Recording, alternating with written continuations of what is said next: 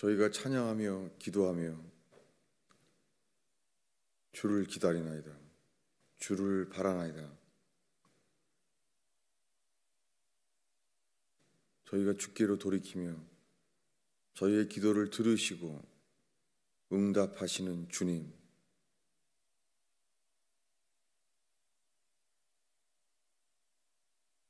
말씀과 기도 안에 순종하는 자들이 일어나게 하시는 주여, 이 시간 주의 말씀을 펼 때에 주님으로 인하여 저희가 사로잡히는 자 되기를 기다리나이다. 주님,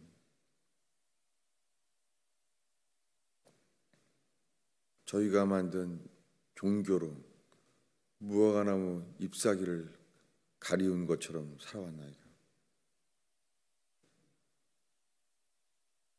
주님, 주 앞에 서게 하소서. 불순종함으로 깨달아진 그대로 아담과 하와가 주 앞에 설 수 있는 기회를 얻으신 것처럼 주여, 저희가 주 앞에 서게 하소서. 예수님의 이름으로 기도하였습니다.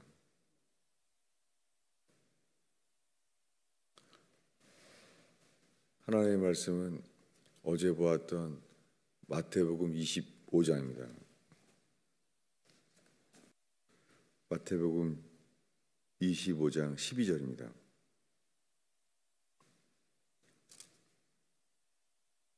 대답하여 이르되 진실로 너희에게 이르노니 내가 너희를 알지 못하노라 하였느니라.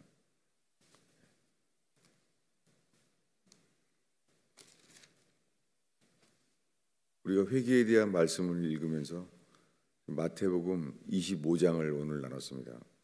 마태복음은 25장이니까 거의 끝에 갔을 때의 위치인데요. 마태복음 25장은 예수님의 거의 마지막 설교 안에 들어갑니다. 예수님이 3년 동안 공생애를 마치고 이제 죽기 직전에 십자가의 죽음에 이르기 전의 이야기예요. 그런데 이 3년 만에 마지막 이 설교가 열처녀 비유예요. 열처녀 비유는 이 두 종류의 신자에 대해서 얘기를 하고 그 마지막에 하신 말씀이 내가 너희를 알지 못하노라 라고 말했다는 거예요. 그들은 다 믿는 사람들이에요.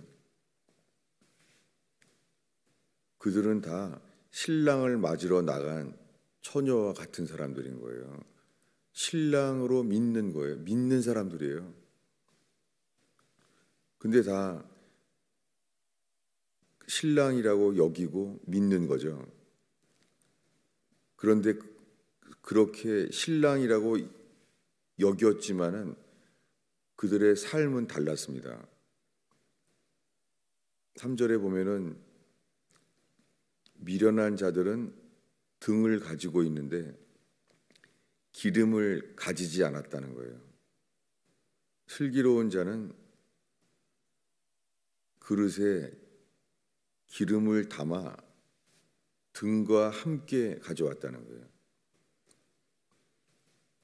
그 둘이 예수님을 신랑으로 여기고 신랑으로 믿는 건 동일해요. 그리고 등을 켰다는 것도 동일해요. 단 하나의 차이. 기름을 가진 자와 기름을 가지지 않았다는 거예요. 그들의 삶에서도 차이가 없는 것이 있어요. 똑같은 게 5절에 보면은 신랑이 더디옴으로 다 모두 다 10명 다 두 종류의 사람 다 졸며 잤다는 거예요. 그들은 같이 다 졸았어요. 졸고 잤는데 차이는 단 하나예요. 등을 가지되 기름을 가지지 않은 자는 안 되는 거예요. 등을 가지되 기름을 가지지 않은 자, 그들의 상태는 이제 주님 앞에서 드러났습니다. 등불이 꺼져간다는 거예요. 처음부터 끝까지는 똑같았어요. 등불이 꺼져가는 거예요. 부족한 것을 알았어요. 이해가 안 되는 것은 서로 사랑해야 되는데 다 신랑을 기다리는 자인데 서로 다 같이 신랑을 기다리는 삶인데 그럼 그들은 교회에 해당되는 건데 기름을 나누지 않는 거예요. 슬기로운 자는 기름을 나눌 수 있는 삶의 것이 아닌 거예요. 만약에 우리가 좀 나눠주면 안 되나? 지금 서로 부족한데 기름이 모자란데 나눠줘야 되는 게 아닌가? 회개하지 않은 것은 도와줄 수 있는 삶이 아닌 거예요. 두려운 것이죠. 여기에 회개 안에 이게 회개는 하나님과의 관계에 대한 것이지 인본주의라는 것은 들어올 수가 없어요. 나눌 수가 없는 거예요. 만약에 사람에 대하여 서로 기름을 나눴더라고 하면 10명 다 못 들어가는 상황이 돼요. 다 못 들어가요. 신랑이 오실 때 그러면 신부가 전혀 없는 거예요.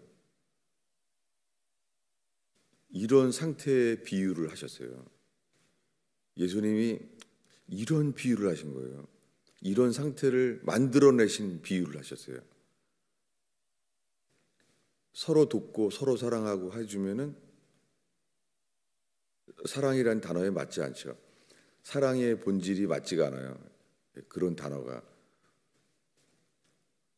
등불이 있는 사람은, 그 기름을 가진 사람은 진리에 해당되는 태도가 나와요. 참 이런 비유를 한다는 자체가 놀라운 일이죠. 이 사람이 가능할까 싶어요. 성경의 복음서와 로마서에 해당되는 모든 말씀 중에 해당되는 비유를 낼 수가 있을까요? 사람들이요. 아무리 생각해봐도 이걸 교리에 맞는 이 열처녀 비유의 이야기를 사람이 만들어낼 수가 있을까? 그런 생각을 하면서 살게 됩니다.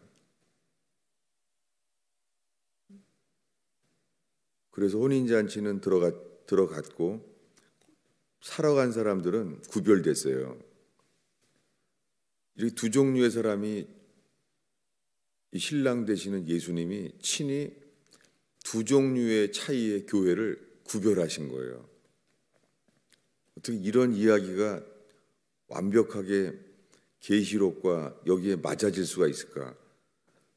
저는 아무리 생각해도 이것을 이렇게 만드는 다른 이야기를, 세상의 이야기 중에 그런 다른 이야기를 어떻게 찾아낼 수 있을까? 저는 아직 찾은 적이 없습니다. 아무리 생각해도 이런 걸 찾을 수가 없어요. 이것은 하나님만이 가능한 일이죠. 이 평범하고 뻔한 주일학교에 나오는 이 열처녀 비유 이야기가 로마서와 계시록에 합당한 그런 차이점이 있는 교회들을 구별할 수 있는 게 가능할까요? 이거 불가능합니다. 전 여기에 정말 놀래요. 이거는 예수님이 하나님의 아들이신 분이 하신 이야기구나. 그렇게 놀라게 됩니다.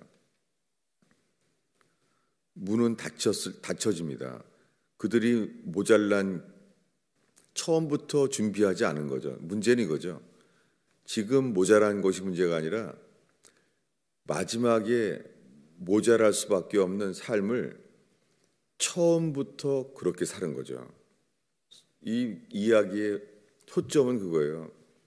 처음에 똑같이 시작은 했지만 처음부터 모자랄 수밖에 없는 삶을 사는 거예요. 기름은 처음에 시작할 때부터 결정된 거예요. 모자란 거예요. 그러니까 처음부터 알 수밖에 없는 거예요. 그래서 그 신랑은 이렇게 말할 거라고 합니다. 문을 열어줄 수가 없는 상태일 때만 말하는 거예요. 그래서 혼인잔치에 들어간 사람들은 등과 기름이 준비된 사람, 처음부터 그들만 들어가게 하셨어요.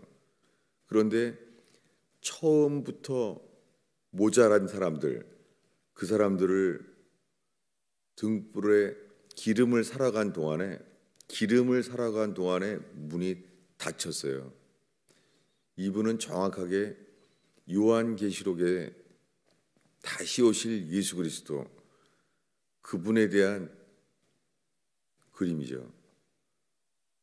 근데 그들은 말할 거래요. 주여, 주여, 우리에게 열어주소서. 이 말은 우리가 이번 주에 보고 있는 마태복음 7장의 산상수훈, 이것은 3년 시작됐을 때 예수님의 공생애의 첫 설교에 해당되죠.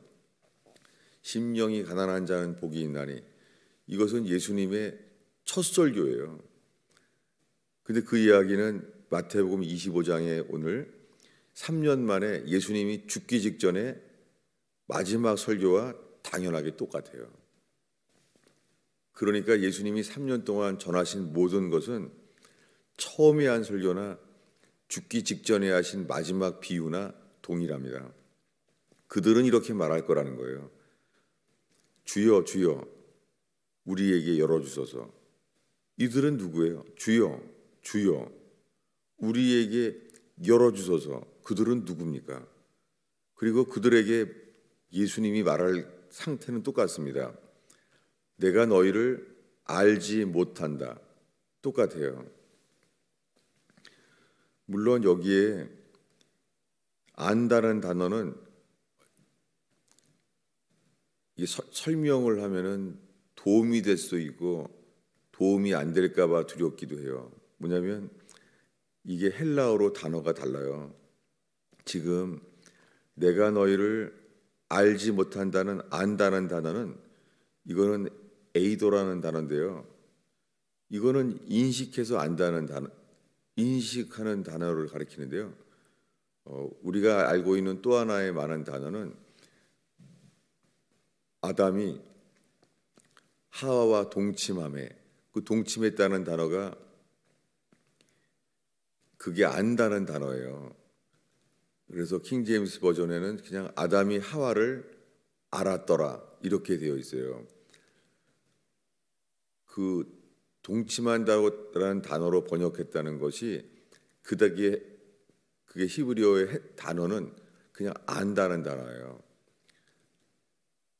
아담이 하와를 알았다 이렇게 돼 있어요. 여기에 해당되는 신약의 단어가 뭐냐면은 우리가 이번 주에 보고 있는 마태복음 7장입니다. 돌이켜 보겠습니다. 마태복음 7장이죠. 산상수훈에 심령으로 가난한 자는 복이 있나니 천국이 저희 것이며, 거기에 5장, 6장, 7장 중에 설교의 마지막 부분입니다.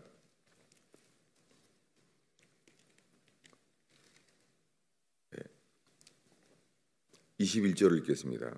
아니 22절입니다. 읽습니다. 그날에 많은 사람들이 나더러 이르되 주여 주여 우리가 우리의 주의 이름으로 선지자 노릇하며 주의 이름으로 귀신을 쫓아내며 주의 이름으로 많은 권능을 행치 아니하였나이까, 이렇게 할 거라는 거예요. 똑같죠? 처음부터 기름이 준비되지 않은 사람들, 등만 켰지 처음부터 기름을 준비하지 않은 사람, 처음부터 그들은 어떻게 말해요? 주여 주여 문을 열어주소서라고 말할 거라는 거예요. 똑같은 말씀이죠. 밝히 말할 거래요. 예수님 이렇게 말합니다. 23절에 말하기를 밝히 말하면서 내가 너희를 도무지 알지 못한다. 여기에 안다는 단어는 이게 헬라어로는 기노스코라고 하는데요. 제가 성경 본문을 문자적으로 알면은 유익은 하죠. 그렇지만 그것이 당연히 생명은 절대 안 됩니다. 그래서 조심스럽죠. 그래서 주일날은 잘 그 원어를 설명하지 않고 새벽 기도에 나오는 분들에게만 이렇게 말하게 되는 거죠. 간절하게 주님을 찾는 자가 되길 바라는 거죠. 왜냐하면 주님을 찾는 게 아니라 그분을 찾는 게 아니고 성경의 문자만을 찾을 수도 있죠. 그래서요. 저도 헬라어 히브리어를 자세하게 가르치고 전하려고 했는데 보니까는 그것이 주님을 찾는 자에게는 유익하지만 주님 그분을 찾지 않고 이 언어의 단어를 알아야 그게 오히려 주님을 찾은 것처럼 착각할 수도 있는 걸 알게 됐어요. 그래서 한동안은 헬라어 히브리어를 전했지만은 개인적으로는 매일 그렇게 헬라어 히브리어로 읽어요. 성경을 늘 그렇게 읽어요. 틀릴까 봐. 왜냐하면 틀려질 경우도 많이 봤거든요. 그래서 나누지 않죠. 그렇지만은 우리가 알기 원하는 것은 그분을 알기 원하는 거잖아요. 여기에 예수님이 산상수훈 마지막 부분에 내가 너희를 도무지 알지 못한다. 이것은 마치요 아담이 하와에게 매일 만나고 있는 나랑 똑같이 창조된 같은 날 창조된 하와, 그런데 그 다음에 그날 창조된 아담과 그 몸에서 그 다음에 나오게 된 하와는 차이가 있잖아요. 아담의 몸에서 나왔잖아요. 그러니까 며칠 동안 차이가 있나 보죠. 그날 당일날 창조되는지 모르지만 같은 날인지 모르지만 시간은 다르죠. 하와는 다른 시간에 창조됐어요. 아담의 옆구리에서 나왔으니까. 그 말이에요. 마치 그때 처음 태어났죠. 이제 하와가. 그때 아담은 어때요? 아담은 그를 딱 보자마자 알았잖아요. 처음 만났죠. 저게 하와인 거예요. 내 옆구리에서 나온. 그래서 뭐라 그래요? 뼈 중에 뼈요, 살 중에 살이다. 이렇게 말했으니까 알잖아요. 이렇게 아는 것이 25장에 읽은 에이도예요. 알잖아요. 아담이 처음 봤는데도 아는 거예요. 하와다. 이름을 하와로 했어요. 하와란 단어는 생명이란 단어예요. 자기 아내의 이름을 생명이라고 지은 거예요. 근데 그게 아니라 아담과 하와가 동침함에 그 하나 됐다는 단어가 이 단어예요. 내가 너희를 도무지 알지 못한다. 이 단어는 헬라어로는 기노스코란 단어인데 히브리어는 야다라고 하는 단어예요. 이것은 안다는 게 하나 된다는 거예요. 완전히 하나 된다는 안다는 거예요. 이것을 안다고 해요. 우리가 무슨 노래를 부른다고 가사를 외우지 못하고 하는 거랑 그냥 가슴에서 부르는 사람이랑 아는 게 다르죠. 우리는 그 노래를 부르지 못하는데 듣기만 해도 안다는 거예요. 저 노래 알아. 그거는 그 노래를 부를 수는 없잖아요. 이것이 기노스코는 안다는 거예요. 근데 이 노래를 이 음악하는 사람은 계속해서 그 가슴에서 나오는 가사와 그 노래를 부를 때 얼마나 많이 부르겠어요. 그때 우리들은 그때서야 아는 거죠. 나 그 노래 알아. 안다는 수준이 다르잖아요. 우리는 방송을 틀어놓고선 내가 저 노래가 뭔지를 안다고 하면서 안다는 거예요. 그거는 A도예요. 나 저 노래 알아. 그건 A도예요. 그런데 그 노래를 내가 악보를 가사를 보지 않고 그 내 속에서 하나 돼서 부르는 거, 그게 기노스코예요. 주님은 이렇게 말한다는 거예요. 주여 주여 하는 자들, 그들은 예수의 이름으로 귀신을 쫓아요. 능력을 행해요. 그리고 평생을 그들은 등불을 켰던 사람들처럼 평생 내 신랑이야. 그분은 나를 기다려. 그래서 나는 등불을 켜고 기다려. 그분은 내 신랑이야.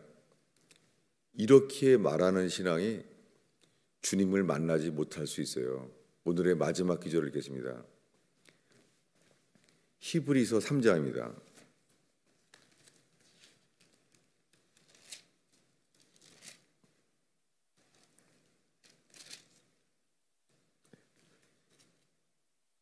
히브리서 3장 12절을 읽겠습니다.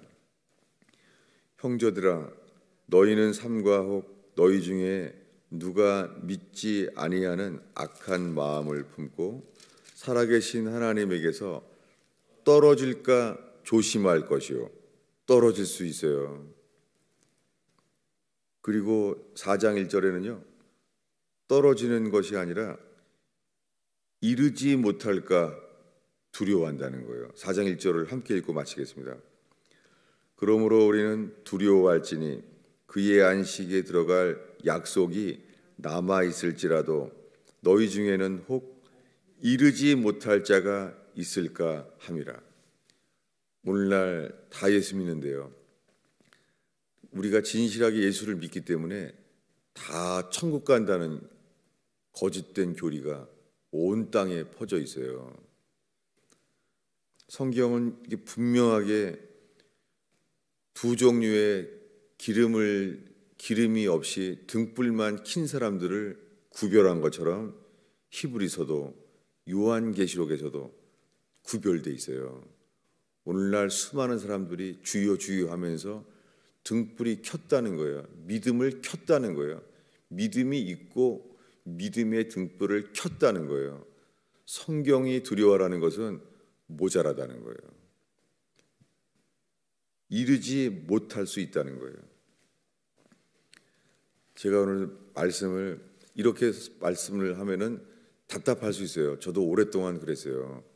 그냥 빨리빨리 나는 간절하게 찾고 있으니까 이렇게 설교 더디게 하지 말고 빨리빨리 인용할 구절은 빨리 인용하고 계시록과 그래서 성경 짝을 많이 찾으면서 이런 다양한 교회에 대한 모든 편지를 찾고 그럴 때도 있었어요. 근데 지금은 아니에요.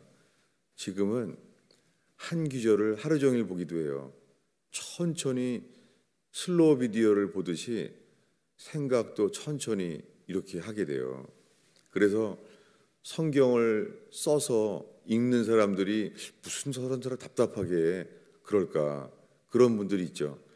성경을 쓰는 것보다 이것을 빨리빨리 오랫동안 읽는 게 낫지 않을까, 이렇게 속는 거예요.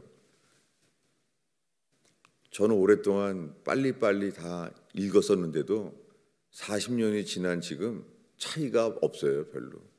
그것을 헬라어 히브리어로 알아온 것도 그게 주님을 아는데 별 차이가 없어요.